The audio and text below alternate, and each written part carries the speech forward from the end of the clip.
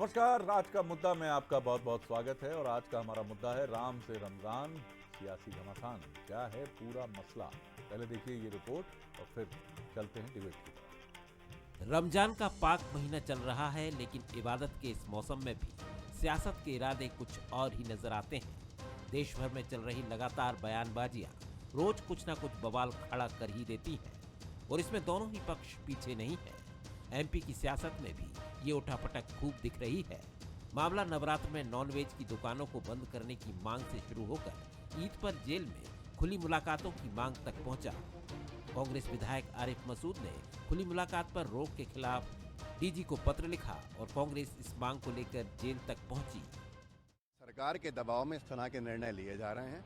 ये निर्णय लोगों को उनके परिवार से रोकते हैं मिलने को। खुली मुलाकात दिवाली पे भी हुई, खुली मुलाकात होली पे भी हुई, खुली मुलाकात जो त्यौहार दूसरा रक्षाबंधन वगैरह पे भी हुई, ईद पे भी होती है। इस बार भी ईद पर खुली मुलाकात कराइए, जिससे कि मानव अधिकारों का हनन नहीं, व्यवस्था के नाम पे राजनीति बीजेपी अपनी नहीं करे। इधर बीजेपी ने इस मसले पर कांग्रेस पर सियासत करने का आरोप लगाया ही साथ ही उस पर आतंकियों और अपराधियों के साथ खड़े रहने का आरोप भी मढ़ दिया। जिस तरह से इंटेलिजेंस का इनपुट मिला है उसके आधार पर निर्णय लिया है। कांग्रेस पार्टी तो आतंकियों और अपराधियों के भी साथ खड़ी हो जाती है, हमें कांग्रेस पार्टी को जवाब देने की आवश्यकता नहीं है। इधर विदाई वाले जुमे के दिन वक्फ बोर्ड संशोधन बिल के खिलाफ मुसलमान काली पट्टी लगाकर नमाज पढ़ने पहुंचे। इस पर भी दोनों तरफ से सियासी बयानबाजी ने माहौल को गरमाए रखा। अकेले 2-4-10 परिवार वक्फ की प्रॉपर्टी से पले उससे काम नहीं चलेगा। अगर मोदी जी ने उन गरीब मुसलमानों के बारे में सोचा है जो बिलो पावर के नीचे रहते हैं कि उनका भी उद्धार हो, तो मुझे लगता है जो तथाकथित बड़े मुसलमान लीडर है या जो मुसलमानों के नाम पर नेतागिरी करके अपना पेट भरते हैं, उनको थोड़ा दर्द जरूर होगा। गोली हाजमा की दी जाएगी पर गरीबों का कल्याण हो। ये एक समुदाय का मामला है। जिस समुदाय से जुड़े एक संस्थान को बीजेपी की सरकार निरंतर निशाना बना रही है अपनी राजनीति चमकाने के लिए। मुझे तो उम्मीद है कि रामेश्वर शर्मा जी के मतदाता बहुत सारे मुस्लिम समुदाय से जुड़े हैं, वो भी यहाँ काली पट्टी बांध के किसी मस्जिद के सामने अपने साथियों से मिले, अच्छी बात हो। तीज त्योहारों पर बयानबाजी अब सियासत की फितरत हो चली है। धर्म और जाति में अपना वोट देखने वाली सियासत ने कहीं न कहीं उत्सवों का रंग फीका तो किया ही है। तो आपने देखा कि पूरा मसला क्या है और इन दिनों ये सियासत, जिसे आप मजहब की सियासत कह सकते हैं, ये बहुत जोर पकड़ चुकी है। कहीं कोई मसला, कहीं औरंगजेब पर बात हो जाती है, कहीं संबल में खुदाई का मसला सामने आ जाता है। उत्तर प्रदेश का संबल जहाँ खुदाई चल रही है, और अब रमज़ान को लेकर, काली पट्टी को लेकर बयानबाजी दोनों पक्षों की तरफ से है। जनता जाहिर तौर पर इसे देखती है और समझने की कोशिश भी करती है कि क्या कारण है कि मज़हब और जाति से जुड़े ये जो मसले हैं, ये बड़ी तेज़ी से सियासत में उछलते हैं और सामने आते हैं। देखिए बंसल न्यूज़ के सवाल क्या हैं। सबसे पहले उन सवालों पर नज़र डालते हैं हम। पहला सवाल आपकी स्क्रीन पे है। रमज़ान के मौके पर हो रही सियासत का क्या कोई ख़ास मकसद है? दूसरा सवाल है, अल्पसंख्यकों की सियासत को लेकर कांग्रेस क्या अब भी दुविधा में है, असमंजस में है? और तीसरा सवाल है, क्या इस तरह की सियासत से वोटर्स का ध्रुवीकरण होता है? यानी सबसे इम्पॉर्टेंट बात यह है कि क्या वोटर्स भी ये पसंद करते हैं, क्या उन्हें भी ये अच्छा लगता है कि इस तरह के मसले सरफेस पे आते रहें और जो तमाम मसले हैं, इम्पॉर्टेंट मुद्दे हैं, वो कहीं इसके पीछे चले जाएं और चर्चा इसी की होती रहे कि कहीं मस्जिद की बात हो, कहीं मंदिर की बात हो, कहीं रमज़ान की बात हो, कहीं नवरात्रि की बात हो, और लोगों को इससे बड़ा आनंद आता है और वो बहुत प्रसन्न होते हैं कि बहुत बढ़िया तरीके से हमारे सियासतदान मज़हब से जुड़े मसलों पर बहुत गंभीरता से बात करते हैं, बहुत रुचि लेकर बात करते हैं और उतनी ही संजीदगी से बात करते हैं। चलिए डिबेट की तरफ चलते हैं। जो मेहमान हमारे साथ स्टूडियो में हैं, हमारे साथ हैं भूपेंद्र गुप्ता जी, सीनियर लीडर हैं, मुख्य प्रवक्ता हैं कांग्रेस के, उनका स्वागत है। अजय सिंह यादव जी हैं, प्रवक्ता हैं, भारतीय जनता पार्टी के युवा नेता हैं, उनका स्वागत है। और साथ ही हैं जय नागड़ा जी, वरिष्ठ पत्रकार हैं, राजनीतिक विश्लेषक हैं, उनका भी स्वागत है। जय जी, पहली टिप्पणी आप ही की। अभी बीता करीब करीब एक महीना ख़ासतौर से भारत की जीत के साथ महू का जो मसला सरफेस पे आया, फिर कुछ और जगह भी वो बात हुई, फिर औरंगजेब आ गए सरफेस पे छावा फिल्म के साथ, फिर रमज़ान और नवरात्रि की बातें हुई, संभल में मस्जिद खुदाई का मसला चल ही रहा है ज़ेरे बहस। कैसे देखते हैं आप इन मसलों को, और क्या लोग भी ये पसंद करते हैं कि उनसे जुड़े जो महत्वपूर्ण मुद्दे हैं उन पर चर्चा ना हो और चर्चा हो धर्म पर, मजहब पर, मंदिर पर, मस्जिद पर?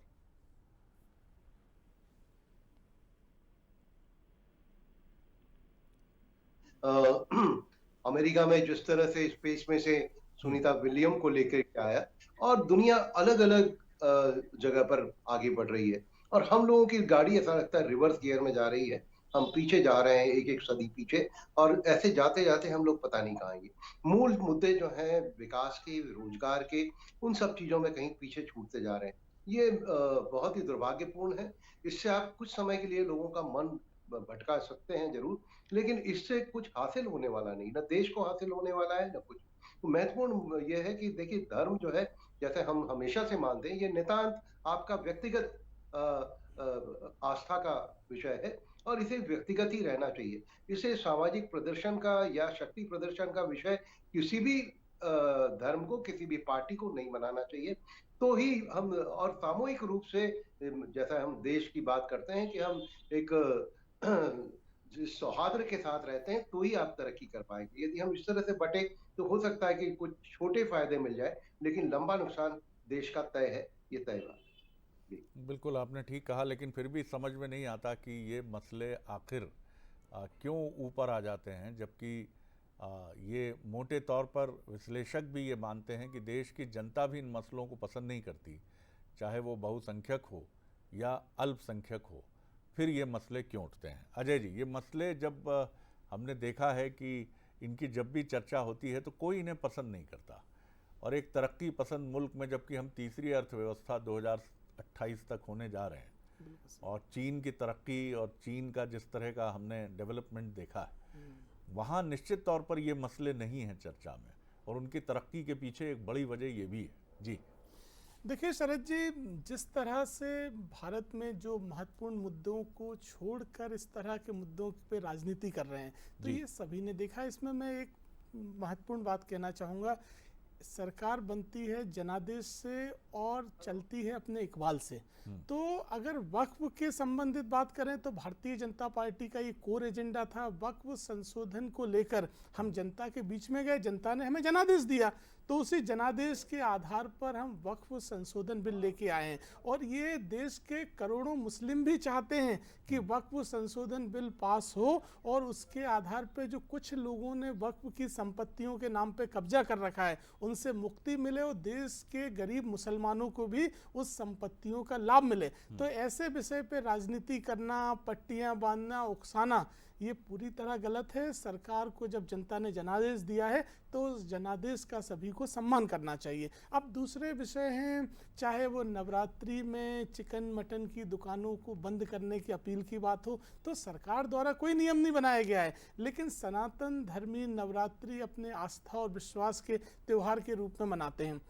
तो ऐसे में अगर अपील की गई है तो अन्य समुदाय को भी उनकी भावनाओं का ख्याल रखना चाहिए। जब ईद की नमाज होती हैं तो सभी बाजारों में, सड़कों पे ईद की नमाज पढ़ते हुए लोग दिखाई देते हैं, लोग सम्मान करते हैं उनका। शांति समिति की बैठकें अक्सर ऐसे त्योहारों के पहले होती हैं, और उनका मकसद ही ये होता है, बिल्कुल जिसमें पुलिस और प्रशासन के अधिकारी भी होते हैं, कि एक कॉमन कंसेंसस बनाया जाए, और जिन मुद्दों पर सहमति नहीं है उनको छोड़ दिया जाए। बिल्कुल सही है। इसीलिए लेकिन बयानबाजी का बाजार ऐसा गर्म हो जाता है कि मुश्किलें खड़ी हो जाती हैं। तो शरद जी, यही हमारा विषय है कि सरकार द्वारा इन मामलों में कहीं हस्तक्षेप नहीं किया गया है। जो हस्तक्षेप किया जा रहा है वो कांग्रेस के नेताओं के द्वारा 30 त्योहारों में राजनीतिक एंगल दिया जा रहा है। अगर सनातन धर्मी अपनी आस्था विश्वास के हिसाब से कोई अपील करते हैं तो अपील भी ना कर पाए, भाजपा की सरकार में सनातन धर्मी अपनी बात भी ना रख पाए, तो ये तो नहीं हो सकता है। अब जेल के मामले में देखिए, जेल में निर्माण कार्य चल रहा है और भोपाल जेल संवेदनशील जेल है। 5 सिमी के आतंकवादी इस जेल से भाग चुके हैं और आज भी कई गंभीर अपराधी इस जेल में हैं।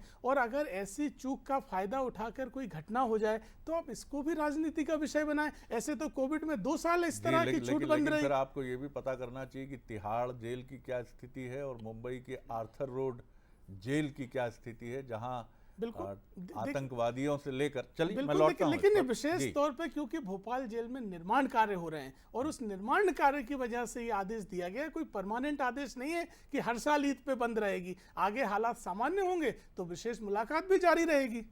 लेकिन एक चीज और बड़ी जो थोड़ी सी हैरत में डालती है कि आला अधिकारियों की तरफ से इन इश्यूज पर ये सियासतदान का काम नहीं है कि उनकी तरफ से बयान सामने आए। बिल्कुल कि सही चाहे जेल के डीजी हैं उनकी तरफ से एक क्लैरिटी आए, बिल्कुल सही बात, उनसे निचले स्तर के जो अधिकारी हैं उनकी तरफ से आए। इसी तरह चाहे मांसाहार की जो दुकानें हैं वहाँ उसको लेकर जो आए तो भोपाल कलेक्टर का एक बयान उस पर आए या तमाम कलेक्टर्स का एक बयान आए कि साहब इस पे ये वस्तु स्थिति है, हमें शासन से कोई निर्देश नहीं है और हम चाहेंगे आपसी सौहार्द से ये प्रक्रिया जारी रहे। लेकिन ये भी नहीं होता तो एक कन्फ्यूजन अंतिम समय तक बना रहता। भूपेंद्र जी देखिए, जो है बड़ी अजीब अजीब तरह की बातें हैं। देश में जो है सबका साथ, सबका विश्वास और सबका विकास की बात होती है और कब्रें खोदने में लग जाते हैं, टोपियाँ पहचानने में लग जाते हैं, चादर और फादर से जो है सतर्क रहने के लिए आगाह करने लगते हैं। इस तरह से तो ये सबका विकास हो रहा है इस देश में। देश जो है विकास के रास्ते पर नहीं है, ये दिवालिया होने के रास्ते पर है। जो अर्थव्यवस्था को चौपट किया श्रीमान मोदी जी ने और जो बर्बादी का जो मुस्तकबिल उन्होंने दीवारों पर लिख दिया है भारत का, अगर जो है जो ट्रम्प इसी तरह अड़ा रहा तो जो है हमारे दिन कितने बुरे आने वाले ये हिंदुस्तान के एक एक आदमी को दिख रहा है। ये अंधभक्तों को नहीं दिखेगा क्योंकि उनको अल्लाह ने आंखें नहीं दी, ईश्वर उनको आंखें देता है, वो पट्टी बांध लेते हैं गांधारी की तरह। ये इस देश के हालात हैं। कभी जो है ये सर्वे हो रहे हैं कि साहब जो है हिंदू पलायन कर रहा है। इन सर्वों के सर्वे के झूठ पर कभी सरकार ने कोई बात की है? क्यों लोग जो है अपना मकान बदल रहे हैं? क्योंकि उनके पास गाड़ी रखने की जगह नहीं है। एक एक मील दूर जाकर जो है गाड़ियों की पार्किंग करनी पड़ती, पैसे देना पड़ते। और आप ये जो है दहशत फैला रहे हैं कि साहब पलायन हो रहा है। ये जो झूठ का एक जो प्रोपेगेंडा है और ये जो इतने नीचे उतर कर देश की राजनीति, केवल बिहार का चुनाव आंखों में तैर रहा है क्योंकि वहाँ पर ना पड़ जाएं लाते। इसके लिए जो है ये इस चुनाव के लिए जितना भी जहर हम फैला सकते हैं, टंकियों की टंकियाँ उल्टा दीजिए। अब मैं आपसे बात करना चाहता हूँ, हुजूर आला हमारे कांग्रेस के पुराने साथी और बीजेपी के प्रवक्ता अभी कह रहे थे कि साहब वहाँ निर्माण कार्य चल रहा है। ये निर्माण कार्य की सफाई जो है जिला प्रशासन तो दे नहीं रहा है, ना जेल प्रशासन दे रहा है। जेल प्रशासन कह रहा है कि थ्रेट परसेप्शन है। क्या अभी होली गई है 15 दिन पहले, तब ये निर्माण कार्य नहीं चल रहा था? तब भी जो है निर्माण कार्य चल रहा था और ये निर्माण कार्य तो 5-7 महीने से चल रहा है। ये जानबूझकर जो है दहशत फैले, जानबूझकर लोगों के बीच में विद्वेष फैले, घृणा फैले, इस तरह की हरकत प्रशासन के माध्यम से करा के ये सोच रहे हैं कि हिंदुस्तान की जनता इन पर भरोसा करती है।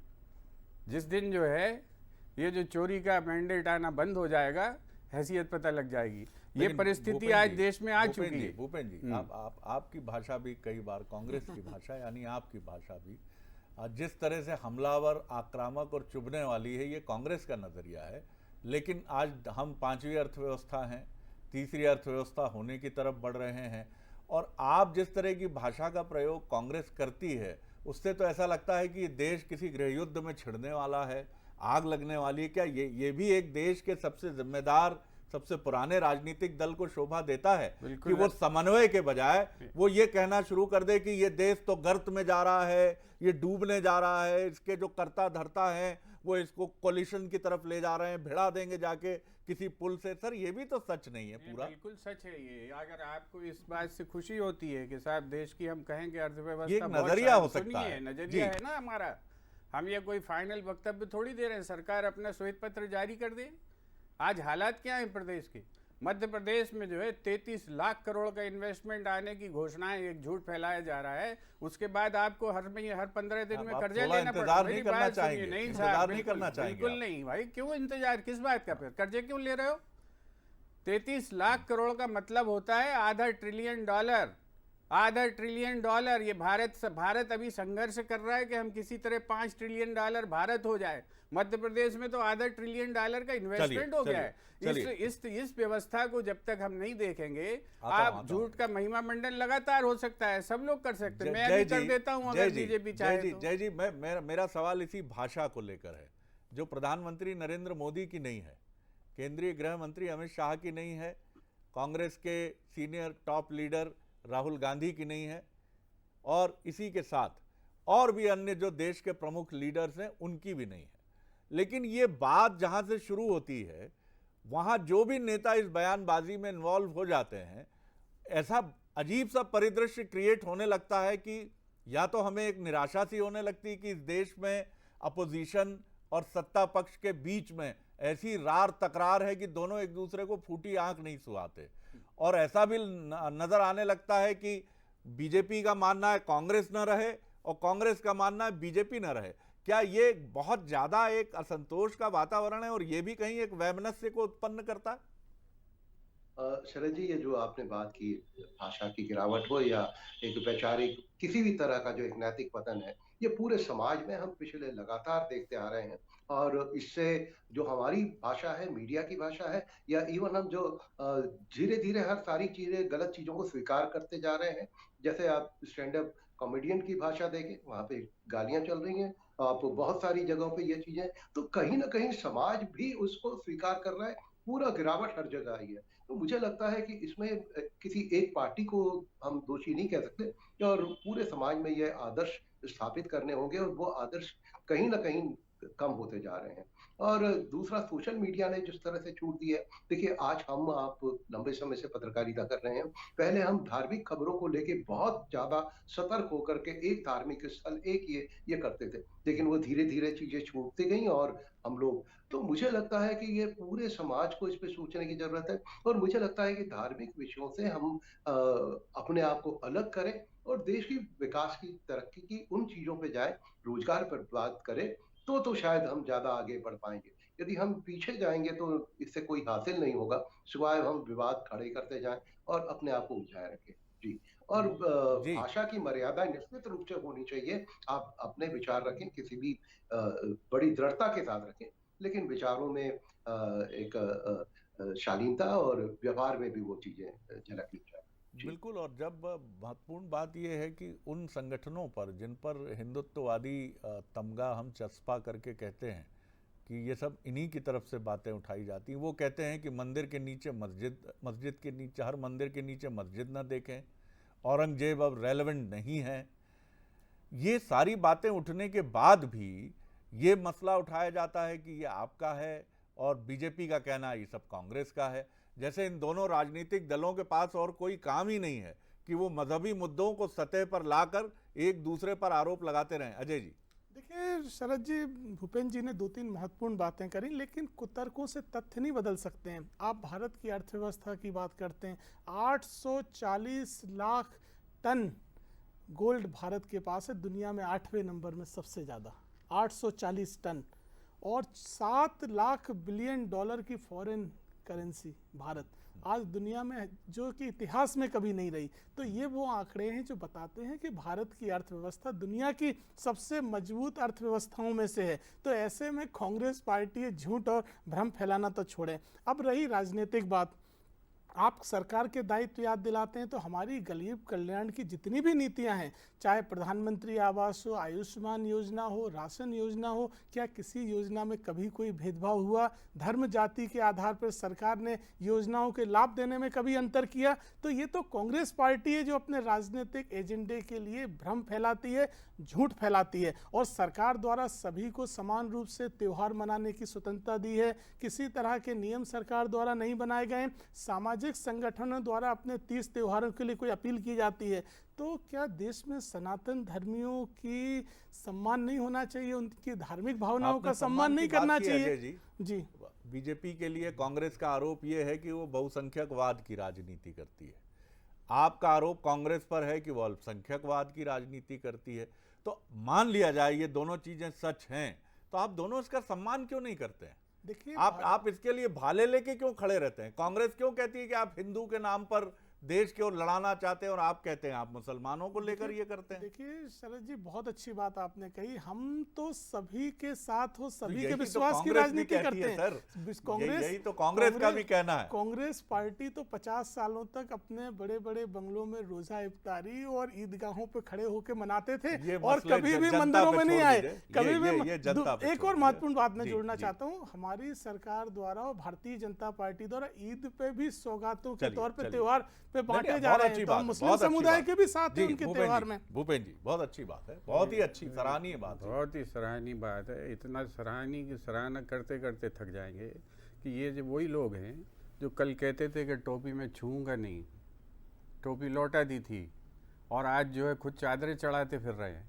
क्या रोज़ा इफ्तारी में मोदी जी नहीं बैठ रहे हैं? क्या कांग्रेस तुष्टीकरण करती है और आप क्या कर रहे हैं? आप झुष्टीकरण कर रहे हैं।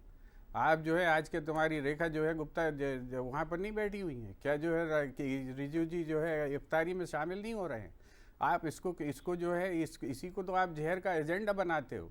आप जो है अपनी गिरेबान में तो झांकिए। दूसरी चीज़ मैं आपसे कह दूं, अभी खुद इन्हीं की सरकार ने, पढ़ने लिखने से बहुत सी चीज़ें पता चलती, इन्हीं की सरकार ने अभी कहा कि ये 300 टन सोना जो सेफ कस्टडी में रखा था, कि जिसको लॉकर्स कहते हैं लंदन में, उसको ये वापस लाए हैं। किसने रखा था ये सोना? ये जो बड़ी बातें कर रहे हैं, दावा कर रहे हैं, ये सोना किसने बनाया था? ज़रा पता कर लीजिए, उसकी तारीख निकाल लीजिए। आपकी सरकार ने अभी ये जारी किया है समाचार, पढ़ना लिखना चाहिए। सुन लीजिए, मेरे सुन लीजिए। तो वो गिरवी रखा ये गया था, वो छुड़ाया सोना नहीं, ये कर्जे के गिरवी। नाम पर अरे ये चंद्रशेखर की आपकी सरकार बुद्धि में से, गिरवी। आपकी बुद्धि का भूपेन इसी जी, से पता तथ्य चल रहा है। नहीं सुन बदल लीजिए सकते। आप, गिरवी आपकी- रखा गया था वो आप- सोना ये- लंदन में, उसको आप- हमारी अब आप सरकार ने वो- छुड़ाया है, वो कर्जा मुझे मुक्त करवा बोलने के। देंगे भाई साहब, ये कि नहीं तो बोलने देंगे? कुतर्क चलिए, हो अब जाएगा। ये जो वक्त ये कम सुन है। लीजिए, क्यों ये रिजर्व रखा था? आप बता बताइए दीजिए, ना। आप बता दीजिए क्यों रिजर्व रखा था? अरे अगर भाई गिरवी इसलिए नहीं था तो। रखा था रिजर्व कि ये जो है लॉकर में क्यों रखते हो पैसा? गिरवी तुम रखा गया था, क्यों कर्जे रखते के हो अगेंस्ट। पैसा लॉकर में? गिरवी तुम्हारे रखा घर गया का था, पैसा आप लॉकर में क्यों रखा? आप बताइए। तथ्यों की जानकारी ले आपको लीजिए, वो समझ गिरवी नहीं है। रखा था जो हमारी आपको जो है सरकार ने समझ नहीं, छुड़ाया पूछिए है, सरकार छुड़ाया से, है। आप पढ़िए लिखिए और उसके बिल्कुल बाद आप आप बात तथ्यों के करिए। साथ, आपके पास आपको जानकारी चलिए, नहीं है, चलिए, आप चलिए। कर रहे हैं। चलिए, यहाँ बहुत भ्रष्ट कर रहे हैं, बहुत भ्रष्ट बहुत शुक्रिया, बहुत बहुत शुक्रिया आप तीनों मेहमानों का, बहुत शुक्रिया, बहुत शुक्रिया भूपेन जी, बहुत शुक्रिया आपका जय जी, बहुत शुक्रिया नागड़ा जी का। लेकिन सवाल यही है कि क्या कोई राजनीतिक दल जो जनादेश पर चुन कर आता है और अच्छे जनादेश से और कई बार प्रचंड जनादेश से चुनकर आता है, चाहे वो कांग्रेस हो जिसका एक लंबा वक्फा रहा है आज़ादी के बाद डेमोक्रेसी के तहत शासन का, या अब बीजेपी का एक लंबा वक्फा होने जा रहा है।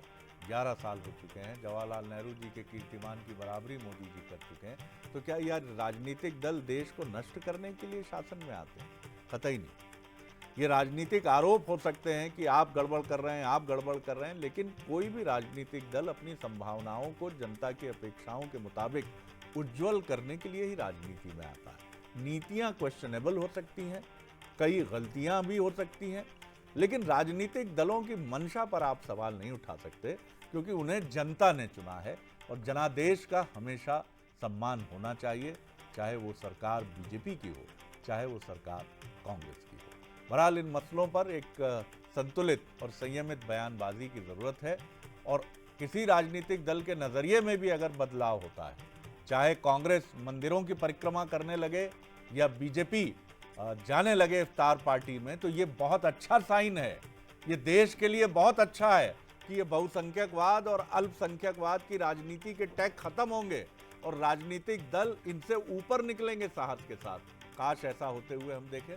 आगे देखिए छत्तीसगढ़ आज का मुद्दा, मोदी की ईदी, बयानबाजी क्यों तीखी। नमस्कार।